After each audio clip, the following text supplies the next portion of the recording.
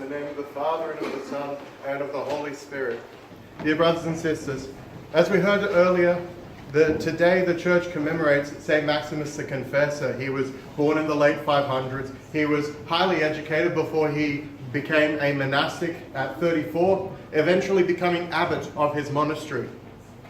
In about 640, he heard about a heresy that was arising called Monothelitism, and the remaining 22 years of his life was spent struggling against this heresy, something for which he eventually, in the last couple of years of his life, had his tongue cut out to prevent him from speaking, had his hand cut off to prevent him from writing, and sent him into exile to prevent him from influencing anyone in the capital or any of the major cities. And soon after, of course, he reposed. It was for enduring these things and others like them, that St. Maximus earned the title, the Confessor, a term which refers to speaking truly and speaking fully. Speaking truly and fully are things that we do also in confession. He did this through confessing the faith repeatedly, eloquently, correctly, and maximally. After St. Maximus reposed, the Church convened the Sixth Ecumenical Council, which condemned the heresy of Monothelitism. And of all of the theological discussions that the Church had to resolve at a whole of Church level, it's likely that we could perceive this one as being the most detail-oriented. In the 400s, ecumenical councils were convened to answer the question, who is Jesus Christ? And resolved that Jesus is fully God and Jesus is fully human, both natures coexisting in the person of Christ.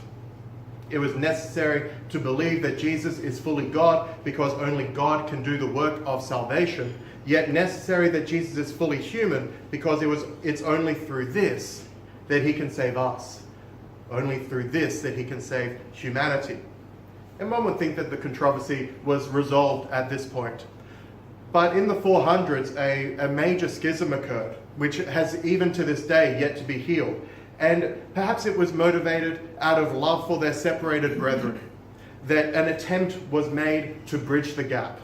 To say that, okay, yes, maybe we can agree that Jesus is both fully divine and fully human, but that he only had one will, with the human will dissolving into the divine like sugar into coffee. And this was known as Monothelitism, literally one-will-ism.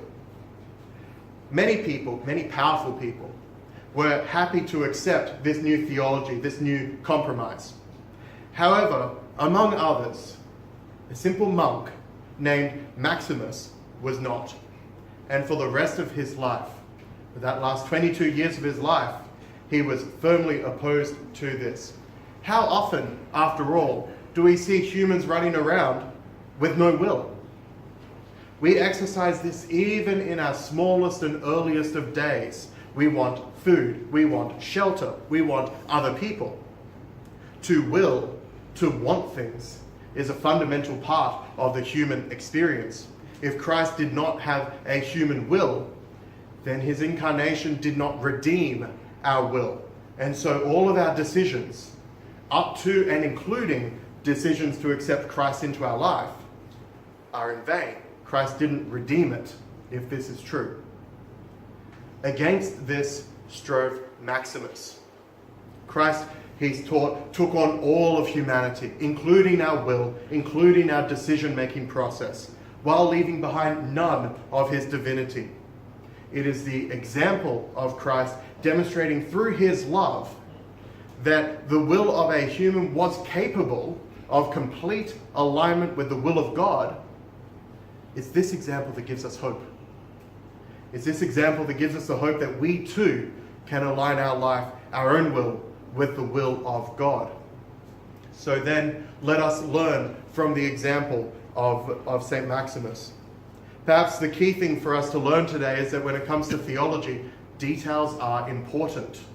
Jesus spoke of consequences for someone who changed so much as a dot or a stroke of the law. Even so much as an accent mark was too much of a change. While in the First Ecumenical Council in Nicaea, a single iota, an I, was the center of so much argument, so much controversy.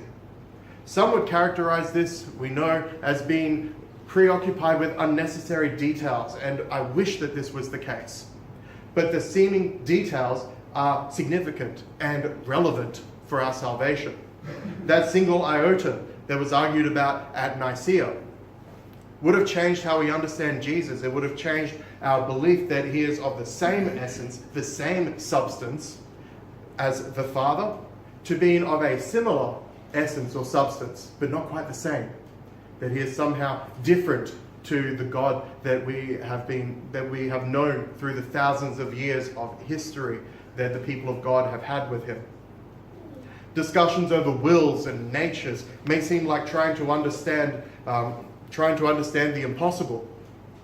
But as we have heard, this is critical in our salvation and in our ongoing relationship with God. Later, the insertion of a mere 3 words into the creed would provoke and partially cause something that we call the Great Schism, or sometimes the East-West Schism, that still to this day divides Orthodoxy and Catholicism, not only because of the creed being unchangeable, but because this change would itself change our understanding of how the Trinity relates to itself and therefore to us, and therefore how we respond to the Trinity's actions in the world. We see the same issue coming through even to the present day, even though the matters have moved on somewhat, even though ecclesiology seems to be the hard topic of the day.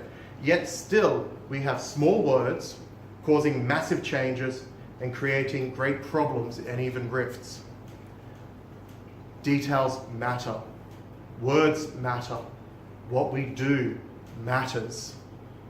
And it is for this reason that firstly, it is important that we know our faith. And we have many ways of learning about the great treasures that have been kept for us. We shouldn't have them be dusty or be left on the internet where they're easily findable. The many ways that we have of learning this include the adult education course that we have at our parish, through podcasts and videos, through books, through conversations with trusted people, and many more ways besides. Few are called to make great and historical stands, and the reality is, if we're being really honest, is that most who feel a call to make a great stand are acting under a delusion and are not only wrong about themselves, but are often wrong full stop. But what is important for each of us, for each one of us, is that we know our faith, is that we live our faith, we hold fast to what we have received, and thirdly, that we share our faith. Through the prayers of St Maximus the Confessor, may each of these be a reality in our own life. Amen.